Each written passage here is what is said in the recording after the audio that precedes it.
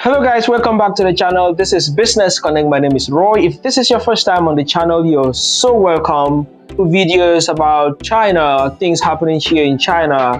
We've been talking a lot about the return of international students in China. We talk about business opportunities in China. And generally, we just talk about the life of an expat. I share my experience first as an international student and now as an expat working in China. So if this is the kind of content you are interested in, you don't want to leave this video without hitting that subscription button so that each time we upload interesting videos like this, YouTube will notify you and you'll be the first to watch our videos.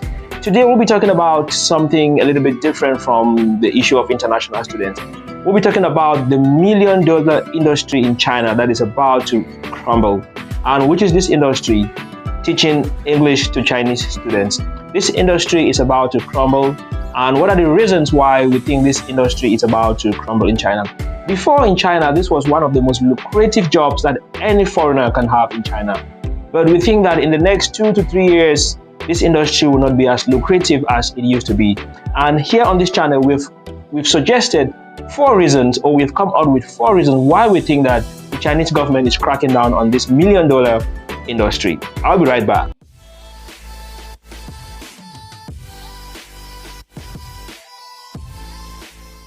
Welcome back, ladies and gentlemen. It is no news for you to know that teaching English in China is one of the most lucrative jobs that any foreigner can learn in China.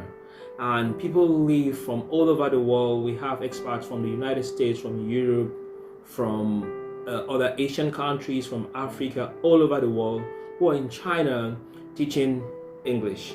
And recently, the change in policies, in some government policies, is affecting this industry negatively.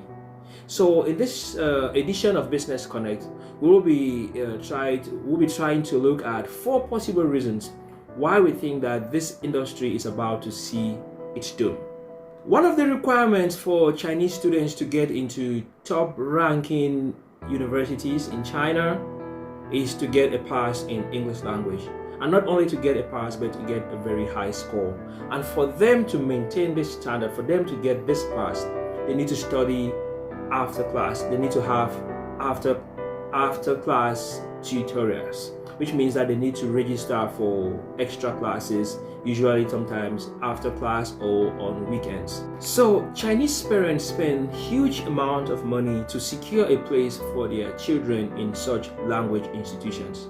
And over the years, the government have realized that it is not really fair between the rich parents and the poor parents, which means that the educational value is not being distributed fairly amongst the rich and the poor, which means that if your child is rich, your child will be able to register in one of the top ranking education language centers and will probably get the best tutoring and will probably rank top in the exams and will find a place in the top-ranking universities.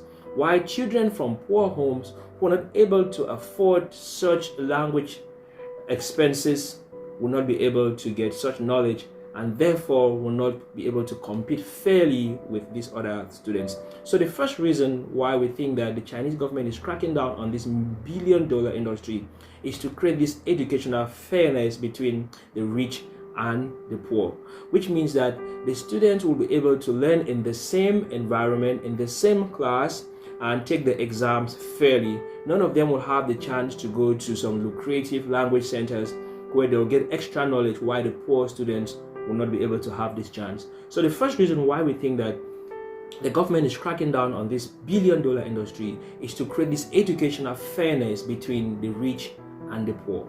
The second reason why we think that the government is cracking down on this industry is to reduce the financial burden to Chinese parents. You want to understand how much these parents spend each month for their children to be able to get language classes. And you don't know the amount or the number of other extracurricular activities that each Chinese child is doing. Averagely, each Chinese child is able to do at least 3 or 4 other extracurricular activities. They don't only go for language classes.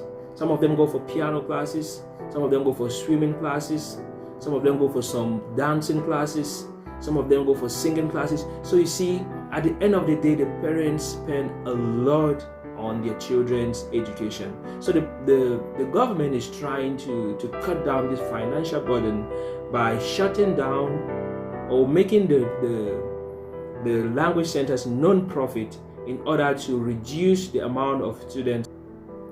Okay, so now moving into the third reason, why are they reducing the financial burden of parents? In order to encourage birth rate. Because a Chinese parent would think that, okay, first of all, it was a one-child policy and now to a three-child policy. Now, the parents were discouraged to have more children because they were afraid of the financial burden. But now the government is trying to reduce this financial burden in order to encourage parents to have more children. But do we think that this policy is going to be sustainable or not? The fourth reason why we think that the government is implementing this policy of almost shutting down language centers is in a bid of slowly taking this industry or taking this responsibility from foreigners and putting it in the hands of their own teachers. You know, in the past years, the Chinese government has been doing a lot to train their own English teachers through maybe teaching programs or using them as teaching assistants. And over the years, some of these teachers have been able to take the full role as English teachers, especially some of them that have studied abroad and they have returned to China. So the government is slowly trying to take the responsibilities from the hands of foreigners and entrust them into their own citizens. These are some of the reasons why we think that the government is trying to crack down on this industry. In a pilot stage, which means that the government is still testing it in major cities. A lot of stakeholders and teachers and even parents think that this policy might not be sustainable, as children and parents were already so involved, so indulged in this activity because they want the best for their children. On the other hand, the government thinks that although this might have a short-term negative effect on the companies that have invested billions of dollars into this industry, but in the long run, in about 3, 4, 5 years, it's going to have a long-term positive effects in the country in general. So if you're someone out of China still dreaming or still having hopes of coming to teach English in China someday, I think you should start having a plan B, because China might not be the best destination for English teaching in the next coming years if this pilot program have to be implemented permanently in China. This is Business Connect. We are going to give you updates as far as the implementation of this policy is concerned. If you have any questions or if you have any comments, please let us know in the comment section below. If you're not yet our subscriber, if you're not yet subscribed to Business Connect, please don't leave the video without giving us a thumbs up and hitting down on that subscription button. I will see you in our next video. Peace out and bye-bye.